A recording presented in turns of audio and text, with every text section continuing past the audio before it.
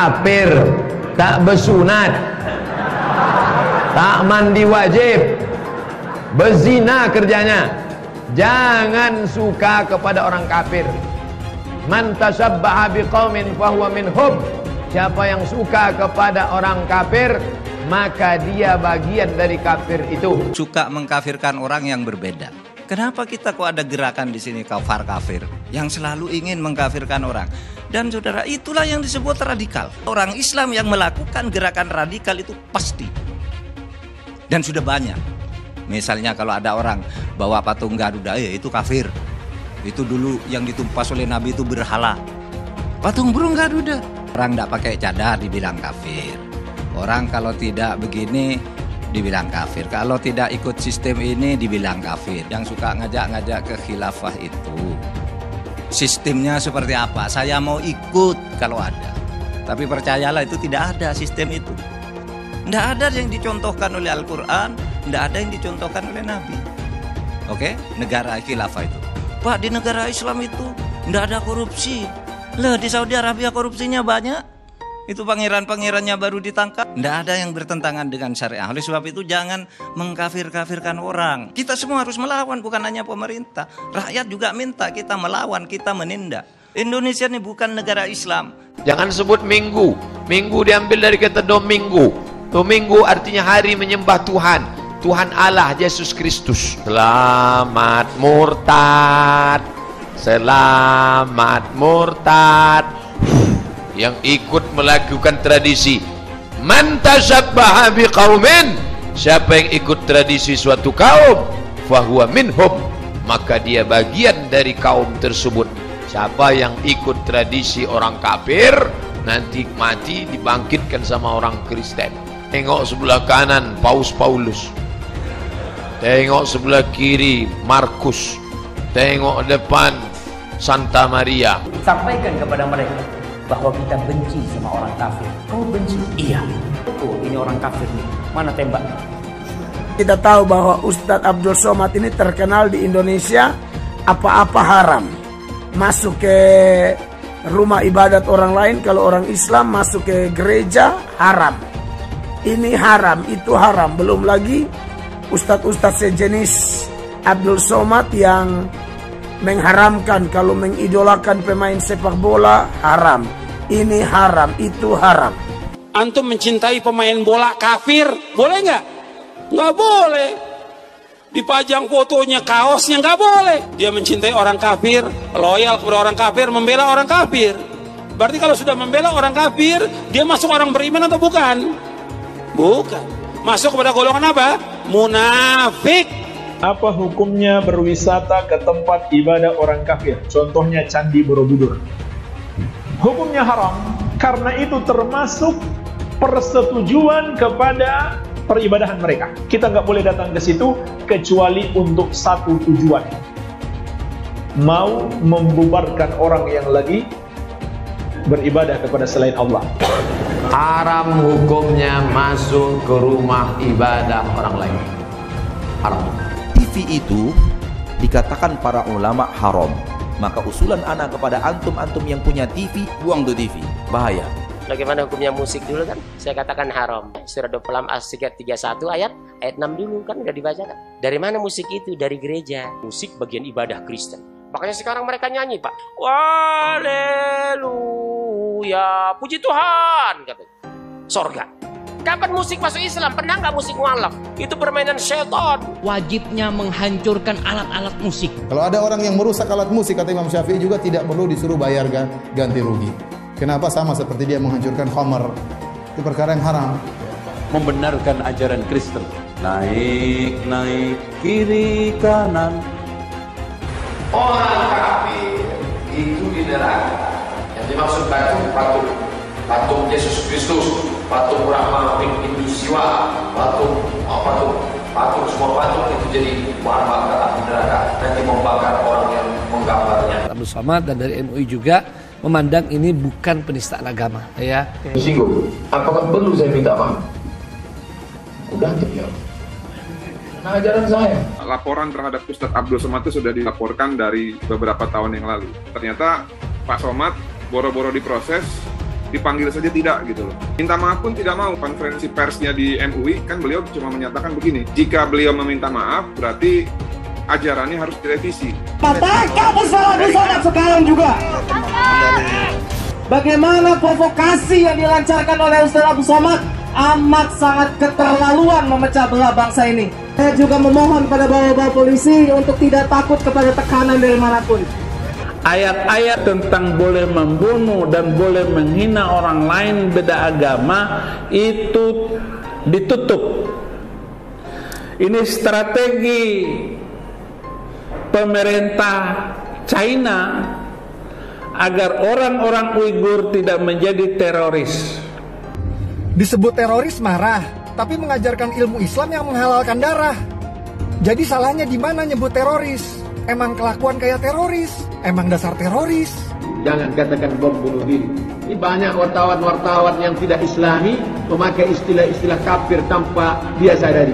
Gerakan bunuh diri, padahal gerakan mati syahid. Zaman sahabat Nabi pakai pedang, zaman sekarang tak pakai pedang. Letupkan, ledakkan, mati syahid. Ada pun orang yang mengejek ini mati konyol. Orang mati syahid dia katakan mati konyol. Saya pernah ditanya, apa pendapat Pak Ustadz tentang ISIS? Bagus, saya bilang. Siapa yang tidak ikut kepada ISIS, kafir, halal darahnya. Ceramahnya Ustadz Abdul Somad. Ya, ceramah yang membenarkan bom bunuh diri. Bom bunuh diri itu memang benar dalam Islam. Orang Islam yang baik itu yang menjadi teroris.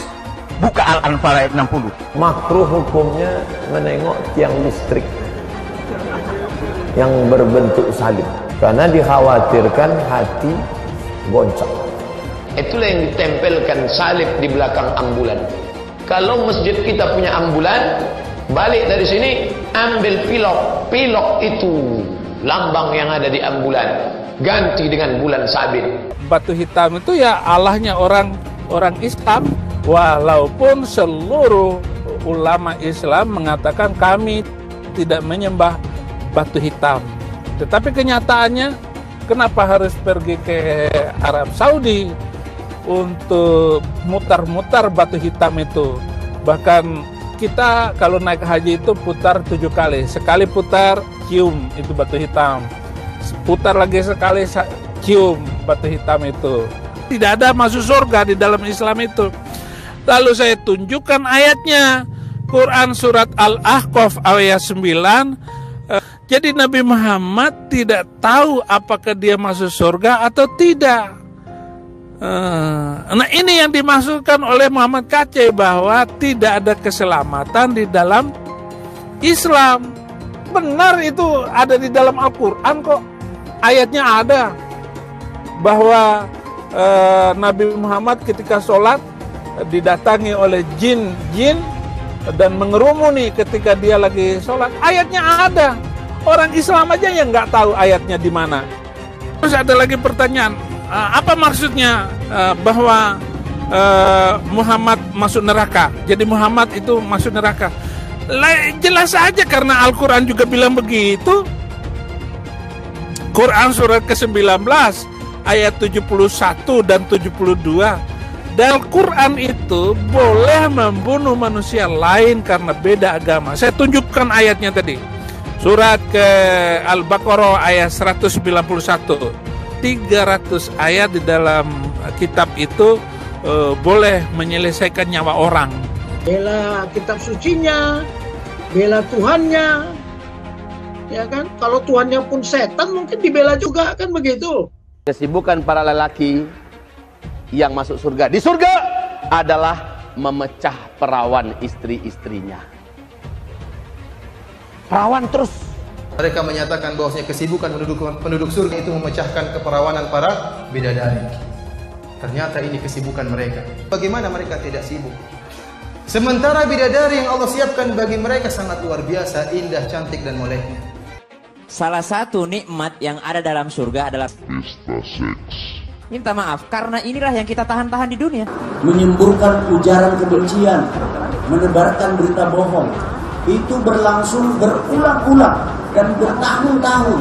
Saya harus melakukan penegakan hukum yang tegas terhadap model seperti ini. Gak ada gigi mundur, maju terus.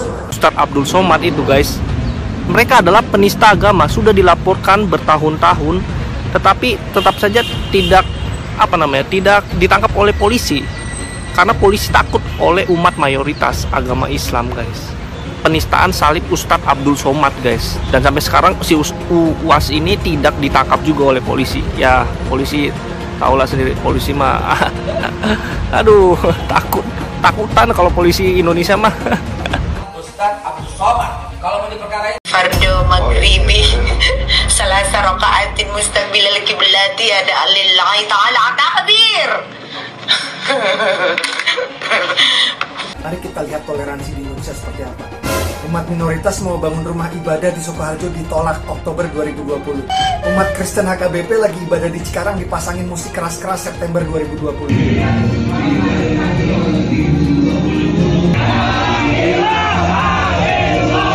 Dari tua masjid saja ini ada korban penistaan agama gara-gara tua masjid. Ibu Meliana rumahnya sampai dibakar, dia masuk penjara. Tapi ngomong-ngomong, bolehkah tua masjid itu dikritik? Di dalam Al-Quran sendiri tidak boleh mengeraskan suara di dalam memanggil berdoa pada Tuhan. Surat Al-A'raf ayat 55, Allah tidak menyukai orang-orang yang melampaui batas. Artinya orang yang mengeraskan suara pakai mikrofon di dalam doa, di dalam azan itu melampaui batas. Di mana ayatnya di Quran habis sholat 5 waktu? Oh, nggak ada ayat di dalam Al-Quran sholat 5 waktu. Segera copot dan proses pidana. Harus mampu menegur anggotanya. Kalau nggak mampu, saya ambil alih. Panglima Laskar itu memegang MKC dari belakang kemudian dipukul oleh yang lainnya. Yang aneh, orang yang memegang dia ketika disiksa dan dikeroyok itu malah sekarang dilepaskan, tidak masuk di dalam tersangka. Ceramah MKC itu berkaitan dengan ceramahnya Abdul Somad yang mengatakan di salib itu ada jin kafir. Aneh ini, polisi tidak menangkap Abdul Somad yang menjadi sumber atau biang dari segala kerusuhan ini sehingga MKC ditangkap.